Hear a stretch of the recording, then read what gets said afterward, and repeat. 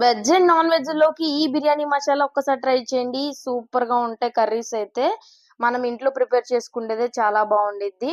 నేను చెప్పే క్వాంటిటీ తగ్గట్టు యాడ్ చేసుకోండి. చాలా బాగుండిద్ది మసాలా అయితే. ధనియాలు 3 టేబుల్ స్పూన్లు యాడ్ చేశాను. సోంపు 2 టేబుల్ స్పూన్స్, మిగతా 2 టేబుల్ స్పూన్స్ యాడ్ చేసుకోండి. షాజీరా, మిరియాలు అండ్ లవంగాలు అండ్ జీలకర్ర తర్వాత దాల్చిన చెక్క, ఇలాచి అన్ని లెస్ క్వాంటిటీస్ లోనే యాడ్ చేసుకోండి. బ్లాక్ స్టోన్ ఫ్లవర్, ఎండుమిర్చి, స్టార్ పువ్వు,